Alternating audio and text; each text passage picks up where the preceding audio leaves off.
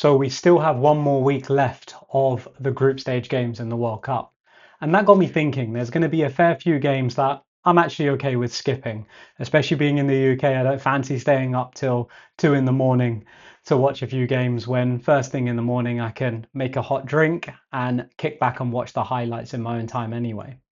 But it does raise the question, with all the things now going on in the transfer window, with the likes of Elliot Anderson potentially moving on, it really did get me thinking. These City charges, if not now, then when? And why not now?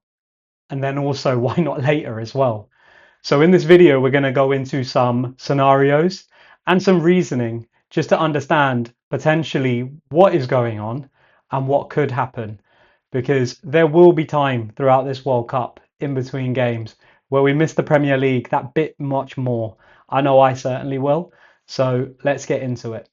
One thing I didn't want to do in this video is go into loads of detail about the different bodies, who's going to make the decision, what an appeal process might look like, all that stuff, because I think that will play out no matter what.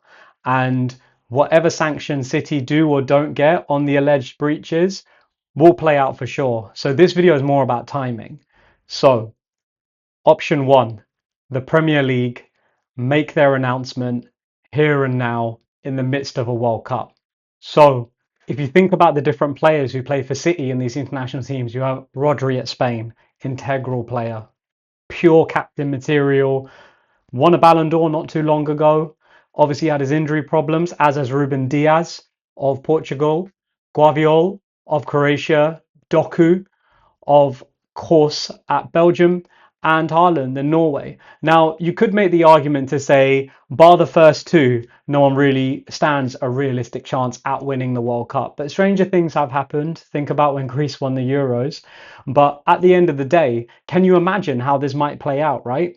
That the verdict lands in the tournament, and instead of preparing for these knockout games in the last 32, the quarters, the semis, whenever the independent commission decide to respond to those allegations of those charges, imagine every press conference being dominated by that, every manager talking about it or being spoken to about it, even players who just happen to play in the Premier League being asked about it.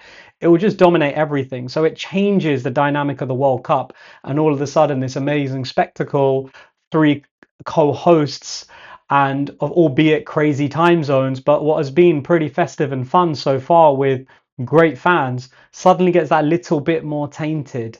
And now you're not reading about the actual knockout game at hand, you're reading about the circus around it and now what that means for the season ahead. That actually only starts a month or so after the World Cup finishes. So that's the first scenario.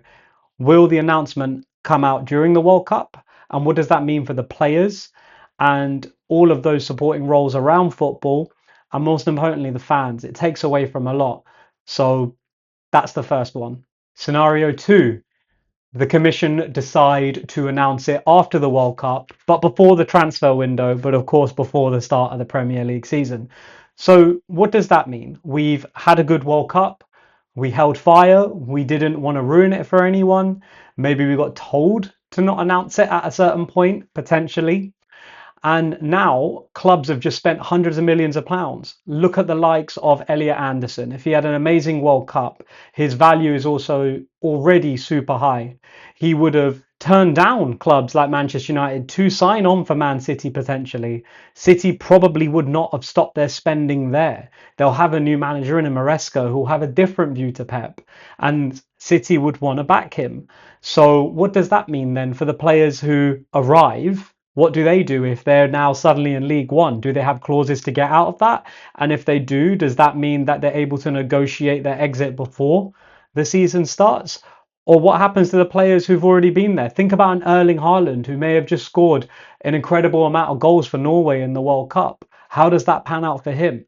So again, scenario two of announcing it during the transfer window before the start of the season is also far from ideal. And this is the third scenario, which is probably the worst in my view. You announce it once the Premier League is underway. And how many games could that be? 1, 2, 5, 10? When the league table has already started to shape up. How does that ensure fairness for the teams that are already there? If City get charges that take them out of the Premier League, then what does that mean for that club that would have come up? And which club would have come up? Does it mean that those that finished in the bottom three would have stood a chance of staying in from last season? Or does it mean that the club that didn't win the playoff in the Championship should have gone up? And then it's too late. How much lost revenue is there? You might remember when there was some controversy around some goal line technology. I believe it was Sheffield United that had to settle out of court for that stuff. But this is where we are now. And it's kind of damned if you do, damned if you don't. But what it does tell me is that this has gone on for far too long. It has tainted a lot of achievements in football. And at the end of the day, people can say financial doping. Of course, Pep Guardiola was generational. You can't achieve what you achieved without great players. So, irrespective of whether you're allowed to pay the money or not, and I'm not a City fan, obviously, it is impressive. But I think the takeaway from this is that something needs to be announced. It needs to be announced soon, and it needs to be as fair as possible. Because right now, you're looking at a scenario which is rumbling on with no end in sight, and no one knows the answers. So let me know what you think. Do you think it's rumbled on too long? Do you think we should just let it play out and whatever happens, happens, and actually all those involved are just unfortunate? Or do you think there's a bigger play at hand here? Have I missed something around the three scenarios?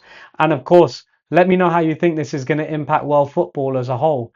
Will the Premier League be of the same? We know that similar things of charges happened in Serie A not too long ago. And has Italian football ever really recovered? I'm old enough to remember when at least the semis, if not the finals, would be dominated by Italian teams.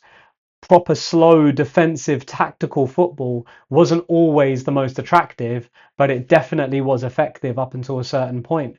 But something changed in Serie A, and it could be TV rights, it could be general interest, it could be the rise of La Liga and the Premier League, even the Bundesliga. But the point remains is that whatever happens will stick around for a long time in the footballing world and especially the Premier League. So I would say that the commission owe it to all football fans, the players, anyone involved in football, to be honest. And also, you could say anyone involved in justice, because if the challenges and the allegations are true and are proven true, then we need to know and we need to know soon. But for now, that's it. This was Talk with Bhuja. Let me know if you've got any thoughts, if you liked it, if you didn't like it, if you've got a completely different view, if you think I'm off my rocker. Otherwise, I'll let you get back to the World Cup and we'll check in a few days to see how that round of 32 is shaping up.